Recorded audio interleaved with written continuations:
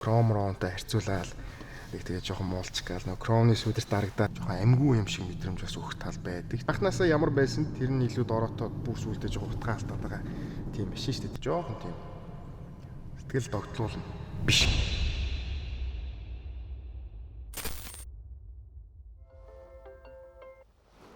Байна. За юу вэ? Биш юм асуух гээд. Чи мэнд нэг машин зинлээч. Чи нэр анх удаа машин аавна гэдэг нэг юм яриад тест те. Япон машин байвал зүгээр өстэй. Япон солиод. Тэгээд нэг өндөр байх шаардлагагүй шүү дээ чи. Тэгэл жижиг чиг шүү дээ. Тэгвэл яачихгүй дөө зүгээр камерыг даал авчихгүй дөө тэр наамар. Он залуун шүү дээ. Тэгээд ерөнхийдөө нэг юм хийлгээд байхгүй, ухуулаад байхгүй, унахад эвтэйхэн, зөөлөн, гол нь баг идэлттэй. Тэгээд чи магадгүй бодлоо өөрчлөөд өөр машин унж үзмээр ингэ зархаар болох юм бол үнэ ч гэсэн бас дэжгүй сайн барьчихдээ. Тэгээ нэг чихнээс жоохон хуяад байхгүй, энэ ингэчлээ, энэ эвдэрчлээ яах вэ гэдэг байхгүй. Тэр нас амралтай нэг талаараа.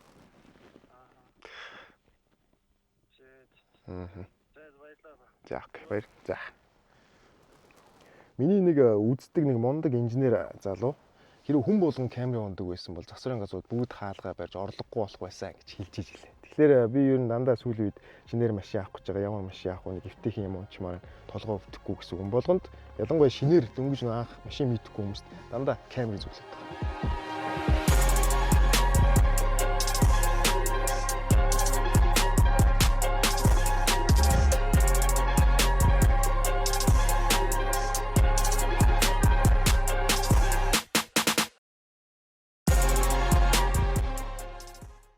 Далын гадна дизайны үед нэг өмнөх 50-гаа бодвол нэлээд гоё тийм өргөн бандгар дизайнтай бас. Өмнө 50 ч болохоор 40-оос хойш илүү тийм нарийнхан байж байгаа. 40 дээр гоё өргөн байдаг гэсэн. Тэгмээ буцаад яг 40-ийнхоо дизайныг илүү баримтлаад нэлээд тийм бандгар их биеийн дизайн ер нь хаанаас нь чаарсан нэг тийм гологдохооргүй дэжгүй дизайныг бол гаргаж ирсэн гэж бодож байгаа. Тэгээ урд хойд гэрэл битүү лед гэрэлтэй болсон. Тэгээд урд гүүпрэн дээр нэг асуудал байгаа. Энэ дугуунаасаа нэлээд урагшаага нэлээд юм сунсан загварын дизайнтай учраас амархан нэг юм хүм цогчих гээд. Дугууч нь нөгөө нэг хөсвөлгөө гараагүй байтал төрүүлж гүүпрч хөрчдөг болохоор энэ гүүпрээ цогчих гэсэн юм нэлээд болгоомжтой хэрэгтэй гэсэн үг. За моторын хувьд гэх юм бол нөгөө бидний олон бичлэгэн дээр орж исэн Toyota Lexus болон Toyota Lexus-ийн маш олон модель дээр тавигдж байгаа A25A буюу нөгөө өмнө хамгийн 2AZ байж байгаа дараа нь 2AR болж байгаа сүүлдээ A25A гэсэн хөдөлгөөр нөгөө өмнө байсан бүх моторынхоо дутагдaltaй сул талуудыг нөхөж гарч ирсэн гэж яригддаг. Одоо цаг үеийн бүрэн хамгийн бага эдэлттэй, хамгийн чанартай, хамгийн бага хултай хөдөлгөөрч гэж ер нь олон инженеруудыг хэлдэг. Тэрхүү хөдөлгөөрийг бол тавьсан байдаг. За өмнөх моторуудаас ямар онцлогтой вэ гэх юм бол нэг өсөндөө нэг цилиндр дээр 2 форсунктай байдаг. Multiport injection буюу өндөр азан дээр зөвхөн нөгөө шууд цацалтаар ажилладаг. Бусад моторын нөгөө ачаал бага үед энгийн цацалтаар ажилладаг. Ингэснээр нөгөө агаар болон бензиний холимыг бол маш тийм зөв найруулж болж чаддаг. Мөн нөгөө орж ирж байгаа орох гарахын клапангийнх нь бүр өнцгөн хүртэл илүү юм дэлгэмэл болж өгснөөр орж ирж байгаа агаарын урсгал хүртэл саадгүй. Яг нөгөө Mazda-гийн Sky Active гэдэг хөдөлгүүр төр байдагтай адилхан. Бүхий л ер нь авч болох ямар сайн технологи вэ? Тэр болгоныг бол шингээж өөртөө гаргаж ирсэн байдаг.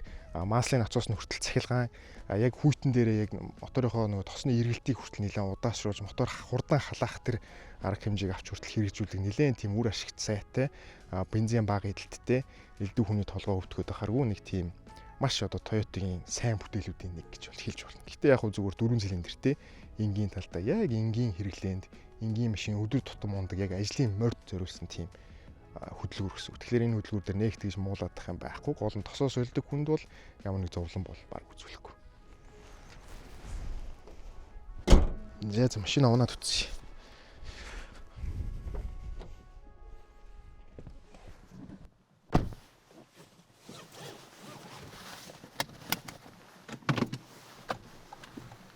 За камерын 70-ын үйлдвэрлэл 2017 оноос эхэлсэн байдаг. Тэрнээс өмнө 50 байжгаад 70 дээр бол нэлээд хэдэн бас өөрчлөлтүүдийг бол Toyota гаргаж чадсан.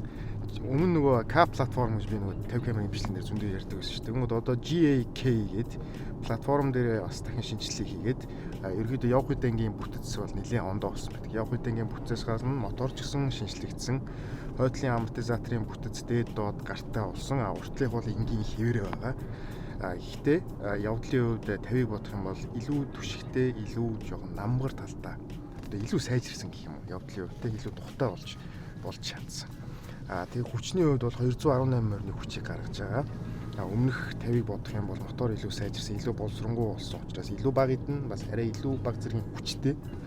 Тэгээд манайхан нөгөө гол асуудал юунд байдаг вэ гэхээр нөгөө хайбрид машины нэг анхаарах зүйл нь заавал нөгөө жоохон явж явах хэрэгтэй байдаг. Хайбрид машин ер нь зогсоод байнга түгжирлээс түгжирлийн хооронд гадаа хүүтэнд тавиад тэгснээ нэг 2-3 км холхиод олигтой явуулж чадахгүй батарейныхаа цэнийг бүрэн хуримтлуулж буцаага бүрэн ингэж хүчтэй хааз өгч зарцуулж тэг эсвэл өнгөрөх ч юм уу шааригдаж тэр болгон дээр батарей нэг өөрийгөө цэнгэлж ялангуяа шулуун хол явж иж яг нэг бүрэн гүйцэд ингэж зөв ажилдаг нэг дүүрч нэг багасж ажиллаж явах хэрэгтэй байтал манай дунж байгаа машин хинхэн түгжрэлд явсаар байгаад батарейгаа муудахчдаг. Монголын нөхцөл нөгөө машины угаасаа олигтой хот дотор явж чадахгүй дандаа энэ тэнд очиж түгжирсээр байтал тэгэл хамаг юм бөглөрөөл тэгээ батарей муудаал тэрнээс шалтгаалаад асуудлууд ерөөхдөө ихсэж эхэлдэг.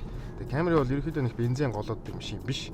Гэхдээ Монголын 92 бол яг бас жоохон чанаргүй талдаа байдаг гэж яригддаг учраас ерөөхдөө хаяа нэг ядч нэг банка тал хүртэл нь 92 хийгээд үлдсэнд нь 95 хийгээд ч юм уу те эсвэл бүр боломжтой юм бол 95-аар банкад үргээд хаяа нэг шулуунда байнга түгжирж идэг машинуудын хувьд за ядч нэг 2-7 хоногт нэг удаа болохгүй сардаа нэг удаа шулуун зандаа авч гараад сайхан дэвсэж явах хэрэгтэй.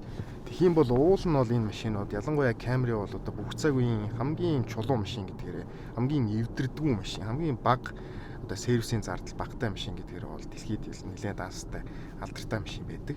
Тэгэхээр Монголын нөхцөлөл жоохон бид нар буруу ашиглаж хэрэглээд олигтой машинаа явуулахгүй тэгээ эвдчих гээд байдаг болохоос биш муу бензин болон түгжирлээ шалтгаалаад тэгээд мөн моторын тос гэдэг бол маш чухал.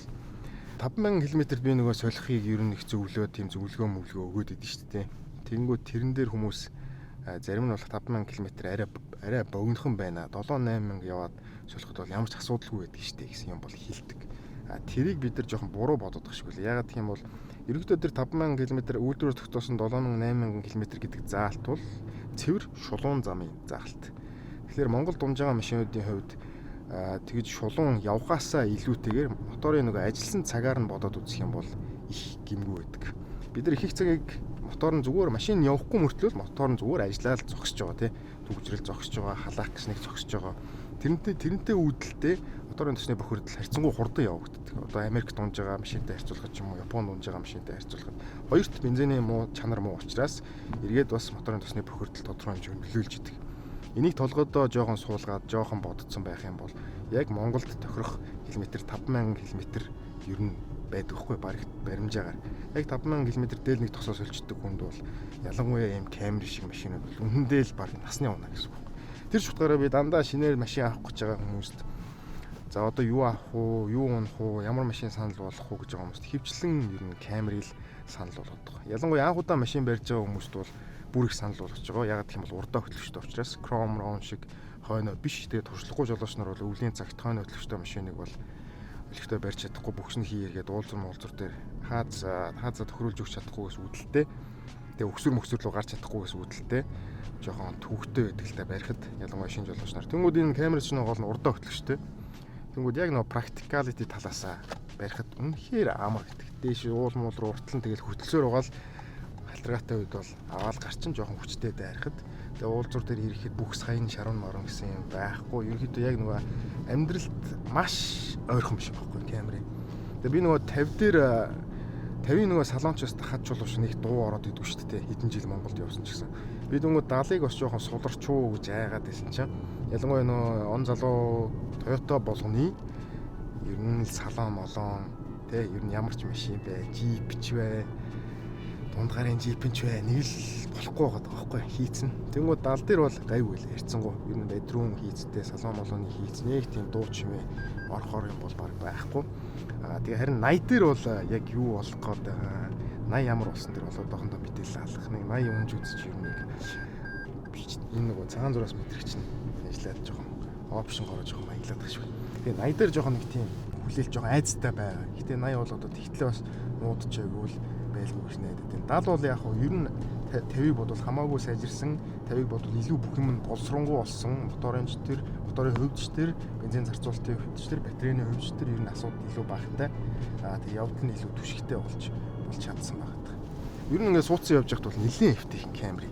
ялангуяа анх удаа машин бариад нэг анх удаа машин мэдэрч үзэж байгаа хүнд бол унаа явж явах дэвтийнхэн за тэгээд хоёр хүүхэдтэй хүнд бол хойноо займаа томтой багажны зай 50-ыг бодвол томссон байгаа. Яг гэх юм бол өмнө 50 дээр яг багажинда батарейнд байрладаг байсан учраас багажны ихэнх хувийг нь батарей эзлээд тэгээ багаж жоох жижигхэн болч байдаг гэсэн. Тэнгүүд дал дээр илүү ухаалаг хандаад батарейгаа хойд суудлын яг доор байрлуулж өгснөөр багажны зай ерөөхдөө хамаагүй томсоод ирсэн. Тэр нь бас нэг том давуу тал болж гарч ирсэн байна. Тэгээ энэ хурц харуулагчаар гарч байгаа нь тэр ер нь яг 17 бууттайгаа яг н сток орно. За нэг 60-таа хүлийн дугуй тавиад унтсан байхад ер нь хаач нэг тэгж аим шиг хатуу мэдрэмж бол төрүүлдэггүй. Ер нь яг нэлээд зүүлэн, нэлээд намблаг. За тэгээ битүүмчний хувьд бол мэдээж Lexus-ийн төвшөнд биш юм аа. Гэхэд тэгтлээ тийм амар гадаа явж байгаа юм шиг чимээн дунд бол явахгүй. Битүүмчний хувьд бол хамаагүй сайн. Ер нь нэлээд тийм боломж шүү дээ. Камерыг хүмүүс ер нь жоохон Chrome-ронтой харьцуулаад тэгээ жоохон муулчих гал нөө Chrome-ны сүдэрт дарагдаад гэж би нөө 50 камерынхаа daily drive бичлэгэн дээр бол хэлж ийсэн. Камер бол яг өөрийнхөө утга учирыг бол маш сайн баримталж явж чадаад байгаа юм шиг байна. Анхнаасаа ямар байсан тэрийгээ сайжруулад байгаа. Chrome анхнаасаа ямар байсан тэр нь илүү дороотоод бүр сүлдэж жоохон утгаа алдаад байгаа.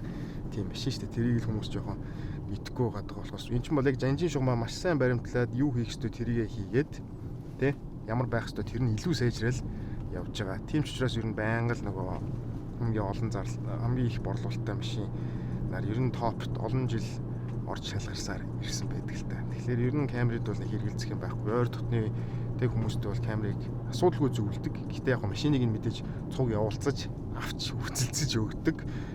Тэгэхгүй бол бас хэцүү л дээ. Яг мэдээж камерыг сайн гिचээд асуудалтай машин бас байгаа штэ. Тэг асуудалтайг нь авчих юм бол эргээд бас хэцүү учраас заавал цуг явуулцаж үзэлцээд авч өгдөг. Тэгээд дараа нь бол ерөөхдөө толгой амар байждаг. Камери дээр нэг дутагдaltaй тал нь жоохон барихад өөтгөртэй гэдгийг бол надад хэлэлт хүмүүс мэдж байгаа. Тэгээ мэдээж хороп нь хибрид машин учраас хороп нь ECVT гэдэг хороптой. Тэгээд яг өрүүл мөрвөл гарт мэдрэгдэж байгаа нь жоохон тийм яг хийсвэр талтай. Яг Toyota Lexus-ийн нэг өвлмөр тал нь тэр байдаг л та.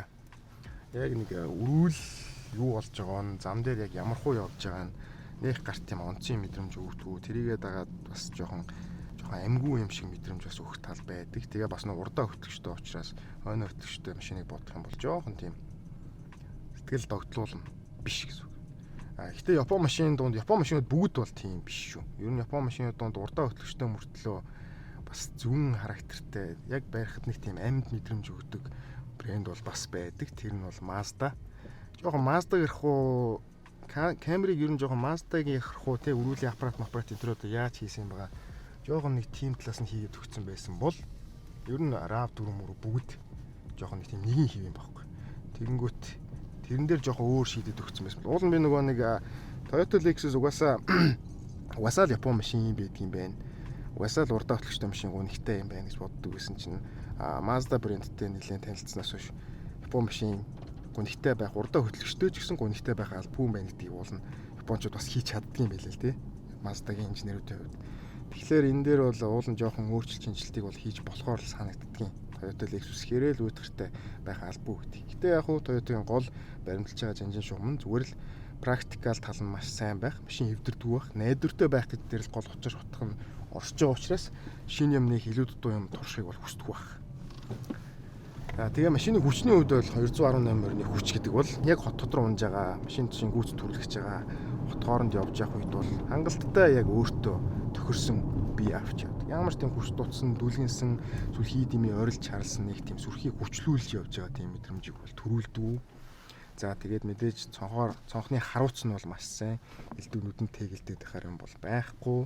Гэх мэтчлэн ер нь бол давуу талын хувьд бол дурдаад байвал дуусахгүй яг камерыг. Яг одоо Япон машин сонирхож чинь тэр дундаа нэг өндөр машин бол хэрэг шаардлагагүй зүгээр хот дотор унцдаг. Хөдөөгөөдөө баг нэг явдггүй тэгээ баг идчихдэг гэж байгаа хүнд бол тэгээд ер нь бол нэлээд тохиромжтой шүү. Тэгээ яг нэг 210 марыг бодвол 210 мар шиг одоо тэгтлээ бүр үлэг болчихгүй. 210-ыг бол 210 атлет анх гоё байсан одоо тэг хүн болгон авч унсаар гад сүлдээ жоохон үлэг болчлоо. Тэгэхээр камери бол ер нь бас нэр төр сайтай явж байгаа. Яг унж байгаа хүмүүс нь унж байгаа машин нөөрөө жоохон даруухан юм шиг хэрнэ. Яг ингээд мэдрээд үзэх юм бол баг яг фронттой харьцуулахад одоо цагт ер нь гоё вариант юм шиг санагддаг. Тэгээд ч одоо 40 мөчийн Camry 40 мөчийг бодвол загвар дизайны хувьд ч гэсэн ер нь урдаас нь ч гарсан, хойноос нь ч гарсан бараг л гологдохооргүй болсон шүү дээ. Лед гэрэл мэрэлтэй энэ байгаа байдал мэдл. Ялангуяа өөрийнхөө нэг 18-та нэг арзгар стоко мод үүдэж тэр мэрийг тавьсан байхад тэрнтэйгээ байхад бол айгүй гоё зэгзэр үзэмжний хувьд ч гэсэн нэг тийм хүн амьтаг үүлээд авах байхгүй. Ялангуяа Орос, Казахстанд улсад янзын унд шүү дээ Camry-г. Хав харуулгал их сүртэй донжийн нэг гоё тааруулт юм лээ. Ер нь машиндаа учир биш хүндээ байдаг шүү гэдэг ер нь гадны Camry-чд бол маш сайн харуулдаг л та. За тэгээ бас жоохон хитрхи олон юм урч шиг боллоо уучлаарай. Гэхдээ Camry 70-ийн хувьд бол ялангуяа зүгээр нөгөө машинаас нэг юм хүсээд байдгүй яг машины нөгөө хэрэглээ гэж хардаг хүмүүст бол маш зөв сонголт болж чаддаг. Нэг тийм заавал тэгж хурдан хүчтэй тийм бүр зүр сэтгэл болиглуулсан биш зүгээр аагаас бэцгийн хооронд явах үед найдвартай явцдаг хүлээмэн нэг газар хургуулчихгүй шиг эвдрэл гэмтлүүсээ толгоо өвдүүлээд тийм нарийн ширийн маллага шаардлахгүй нэг тийм дэжгүй баг эдэлттэй зай томтой машин унчи гэж байгаа хүнд бол Camry ер нь их зөв сонголт бол. Тэгээ 2-3 машинтай айлын нэг машин байхад бас их зүгээр. Тэгээд тэр дундаа яг зөв өрүүлтийг нь авчих юм бол ялангуяа холын замд гүйц төрүүлэхдээ яг нэг замын хөдөлгөөнийхөө дүрмийн дагуу зөв өрүүлт нь бас байвал их гоё насны унаа болчих юм шиг бол санагддаг. Удахгүй бас 80 бичлэгээр бас зав гарвал эргээд уулзна гэж бол бодож байна. Тэгээд дараагийн дугаараар уулзлаа. Түр баяртай.